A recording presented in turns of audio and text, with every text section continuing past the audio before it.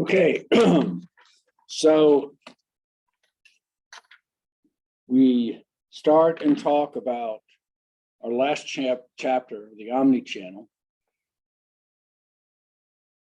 which is amazing because the Omni Channel was an invention that revived, or let's just say finally put place back in its place as part of the marketing 4Ps. In 2007, 2008, when I was getting my PhD, one of the first things that I wanted to do was invest in channels because I had 25 years of retailing. The problem with that is that there were no channels of distribution master classes in order to take. And I remember going on AMA's website and doing a search. And when you looked up channels of distribution of place, it was ranked 247th in all of the search terms. What a difference a decade makes. The Omni Channel has changed everything. And so this revolution that started with the smartphone was the single tool to bring us to the Omni Channel and all of its amazing revelations. So if we look at a lot of the research as the Omni Channel came around, we find that its uses and integration has basically created a sea change in the way that we perceive how we go about distributing goods to customers and how everything falls together. So if I were just about to come up with a definition, let's start and with the one that the book gives us, because I think the book is the best. So the definition of the Omni Channel is right here. The Omni Channel is the integration of a customer's ability to research, purchase, communicate, engage with, and consume a brand through a seamless customer experience across online, physical, mobile, and communication channels. And it makes managing those channels in tandem difficult, which is kind of that last part that comes in. The Omni Channel is so overwhelmingly powerful and amazingly strong, and yet difficult in its very nature to be able to control and be able to grasp and manage. And that is its difficulty, is it's because it is across channels that are both tangible and intangible. And how do we basically weld those groups together and form some kind of cohesive whole is what makes life difficult when you're talking about the Omni Channel. There are many examples of corporations getting it right and other corporations getting it wrong. And the biggest difficulty with the Omni Channel is that there is a difficulty in that moving across channels, there is always the possibility that retailers and online selling can be different or disjointed. And so T-Mobile had this thing where if you went to a T-Mobile store and you were to buy a phone through the store, you would be charged a $20 service fee.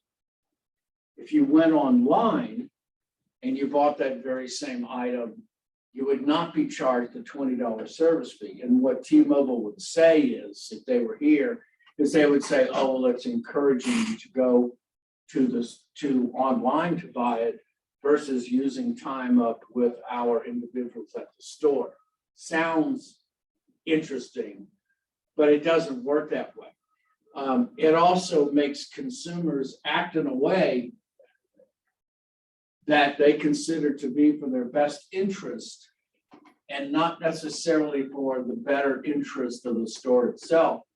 One of the things I have always found is that when I shop at Pizza Hut, I always go online and I always look for the online deals first, because no matter where or no matter what I wish to buy at Pizza Hut, I always find that the online deals give me exactly what I want. My daughter loves cheese pizza with a little cheese and a little sauce, and it's the thin crust cut square. And I find that when I do a 2-item meal and it's like $9, it's still less expensive than if I ordered any other way. And so this is the problem that you have with the Omni Channel, is that there's limited or a considered lack of coordination between the two of them. Some companies, however, get it right, like Levi Strauss. So Levi Strauss, their own stores and their partnerships with JCPenney's and Macy's and Kohl's, they track customer journeys online and off, and they integrate that information together. It requires a very deep, strong system to be able to do that, to manage all of the touch points, to be able to track the consumer through. But ultimately what you get is you get a wealth of information. You get rich data about what the consumers want, how they like to engage the brand, what the retailer or e-commerce capabilities are and the channel partners. It's a win-win situation overall. The groups that I think that do the best, no doubt about it, are hotel managers and hotel management. I find that whether you're talking about the Hilton groups or the Marriott groups, I find that hotel groups do a better job than anyone else does, except they won't tell me when the swimming pools are open, which gets my daughters really upset when they're not. So that's the one thing they need to add, just in case you're listening, Hill. Okay. So I'm going to show you some of the difficulties also that happen when you're trying to integrate all of these different partners together. Is an example like this. So we have a brick and mortar store, Mass General store, been around since 1883, been traditionally brick and mortar in its use. And what can happen very often is that the early customers can often ignore the e-commerce channels, even though you might want to consider that they have a robust website. And I give credit, I think the people who created the website were App Store people as well, so good for them. Here's the difficulty. With retailers, you have what's called a retail trade area, which basically means that within the general population between cities, you have a group of individuals who regularly trade to your particular store. Now, what makes Mass General different as well is that it is an attraction. So you find individuals from outside of those areas, like in Boone and in other cities, actively seeking to go to Mass General as well. However, if you look at an online store, your consideration or what you have to think about is the fact that the market is global. It's the entire world. And so what you first must do if you're developing, if you're a brick and mortar store, is you must consider trade areas when you're talking about shipping your goods. And I think you need to understand and rely on the fact that your goods will probably have some kind of worldwide attraction, which means you have to figure out the long-term importance of how do you get goods from one place to another. They've done a great job. They have an interesting website. You can shop by brand. You can shop by category. Overall, very well done. Very well done. Online stores have a difficulty online stores that are strictly online only have a difficulty in what's known as a high cost of acquisition. Now, other than Amazon, how many other online retail outlets are there? And the answer are thousands of online retailers out there, no doubt about it. But the fact is that you have some very dominant players in the internet when it comes to selling: Etsy, Amazon, Walmart, all of those. Oh gosh, not Circuit City, going blank. Anyway, online retailers, you're fighting against a very difficult number of groups. Even Amazon to this point is hitting up a wall of when it comes to being able to grab consumers, especially when new websites come out over and over again, no matter what it takes, or no matter how many new stores you open. And so, what do consumers or retailers do, such as Amazon?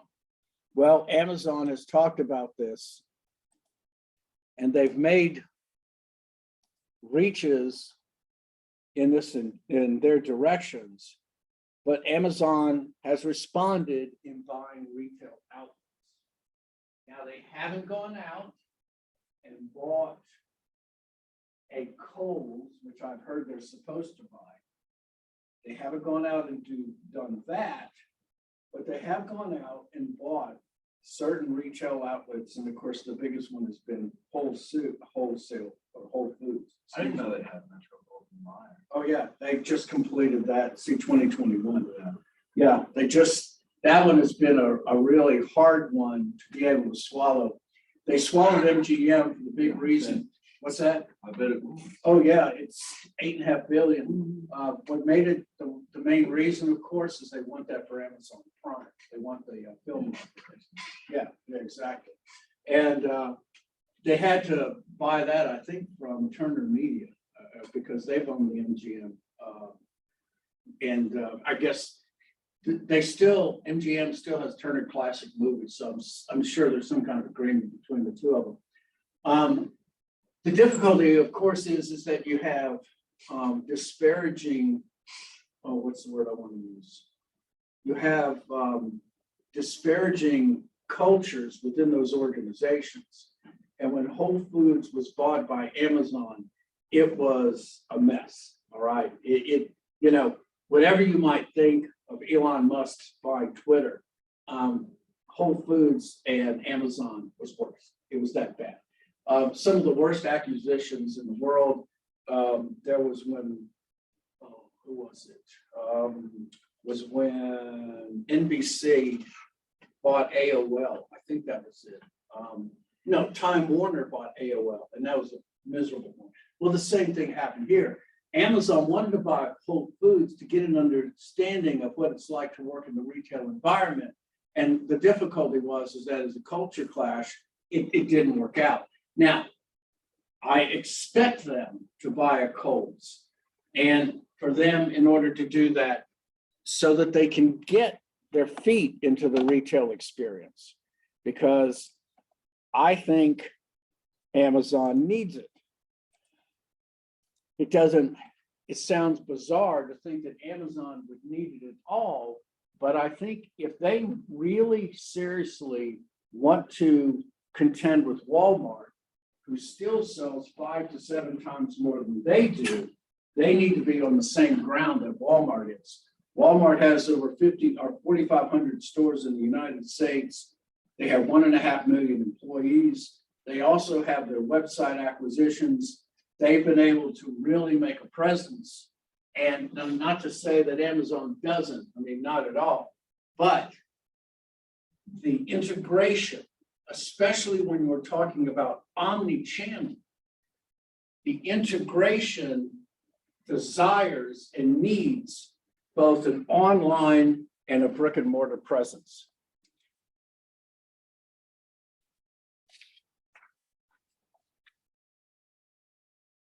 Now, should the retailer's target be the same online and offline? And the answer is no. Because quite simply, you're looking at two different areas. The online presence of a mass general store allows physical stores to target outside of their trade area. So it means basically that a mass general store in its potential could go even with moosejaw.com, which does nothing but online outfitting of outdoor equipment. That would be an example. It might mean also that mass general store would have different assortments online than they would, and it would not match what they have in the physical stores, but that's the expectation.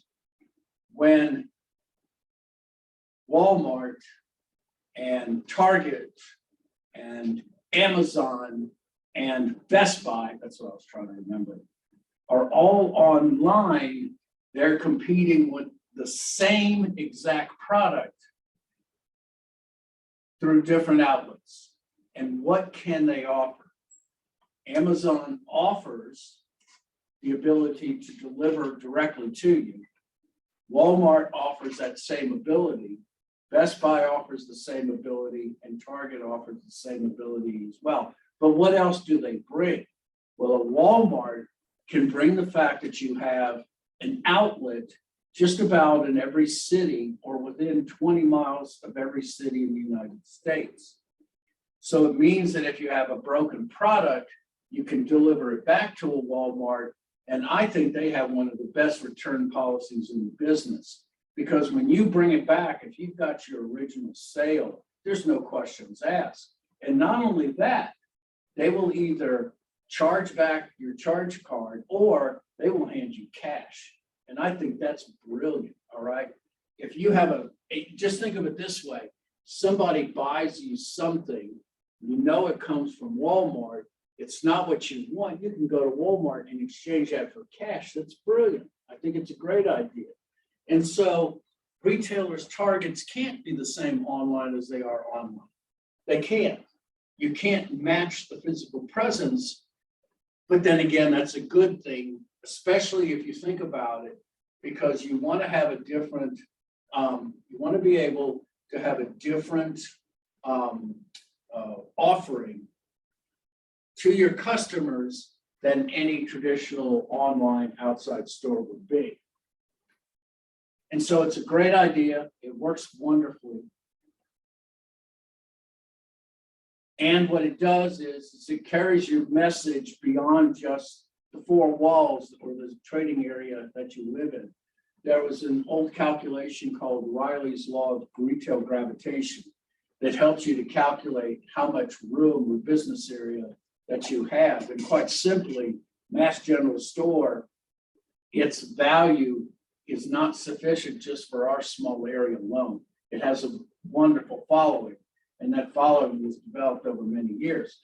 You could also say the same thing for Broyhill and all of the other manufacturers. They've been able to do the same thing. Now, the manufacturers, when you're talking about the online experience, they have a different issue, all right? They need to maintain partnerships while expanding their customer sales. And a great example of that is Broyhill.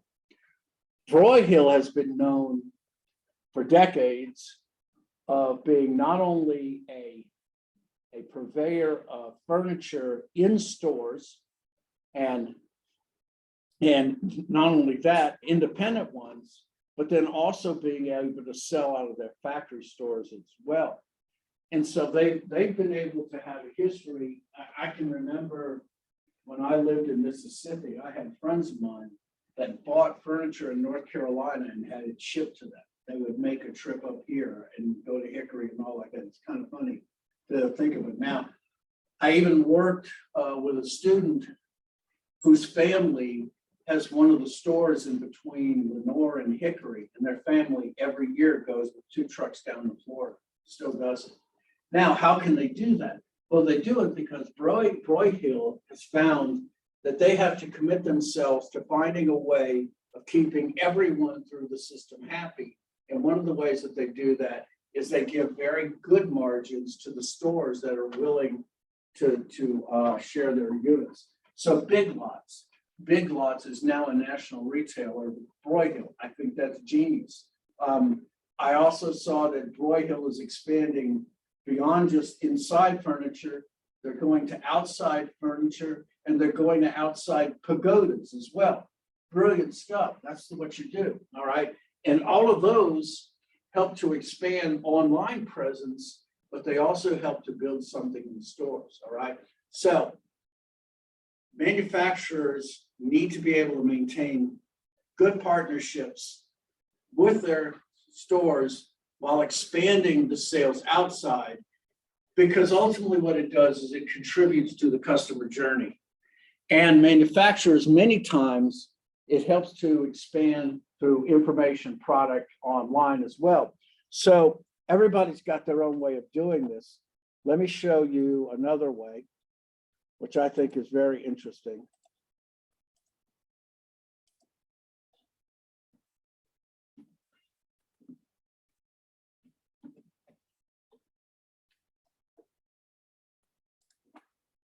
Steel tools is one of the most interesting case studies that I bring up with MBA students, because everybody thinks or tries to think that the best place for steel tools is in a home improvement center like Lowe's.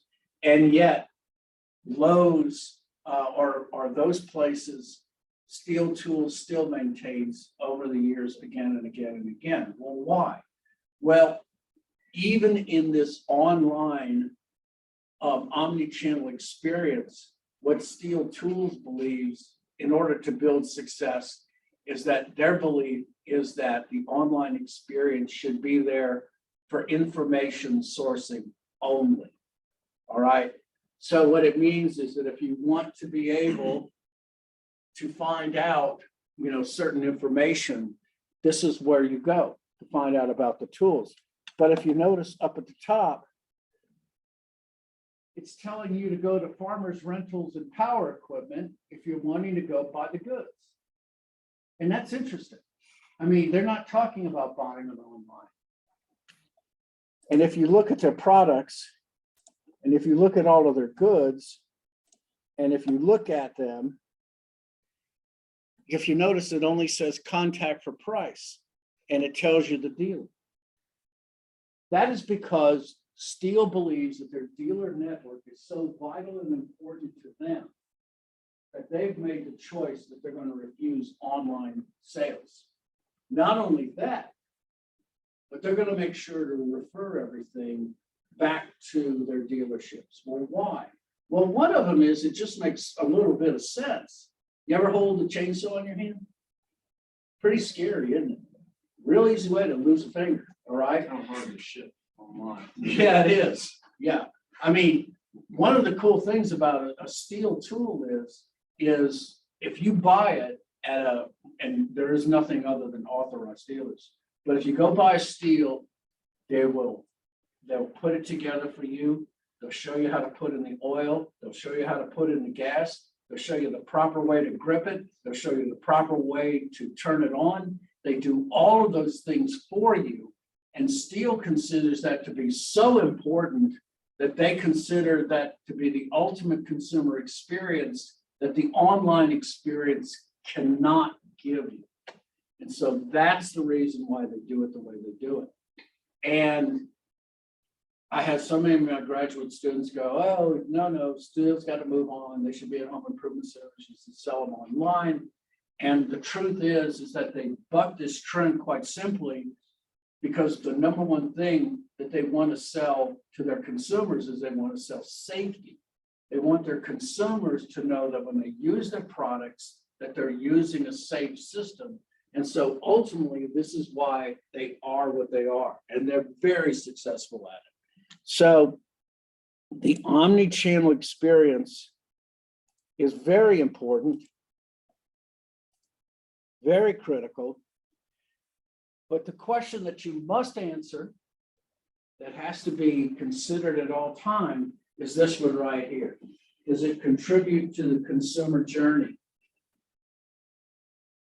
Steel contributes as a manufacturer through the omni-channel experience through product information online. They don't want to build their own stores. They don't want, now they do build stores in stores.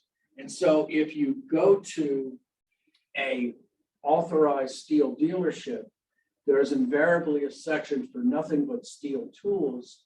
And Steel dedicates themselves so much to their dealer network that they will pay for 30% of all building that goes inside a place when you're remodeling.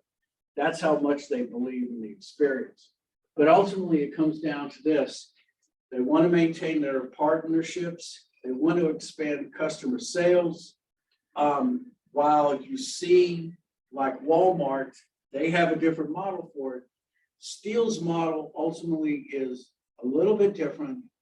They want to have that desired omni-channel experience, but they ultimately consider that the personal experience with the consumer is more important than anything else. So should the retailer's target be the same online and offline? The answer is simply no. The retailer brick and mortar store has a consumer area that they sell to, whereas their online presence can be anywhere, which means they generally have a different assortment online, and they generally have a different number of competitors online as well. And it all depends on which part of the markets is the most important and how much they're willing to invest. Perhaps they don't want to invest too much for a marginal output, which sometimes happens as well. All right, I'm going to cut you early. We're getting the Easter time right here. So we're going to finish. We don't have anything for a week. We'll be off for a week. So the position paper 4 is due on next Thursday. I believe it is the 21st. And then we will back for our final class on the 25th, I think. Have a good Easter. See you.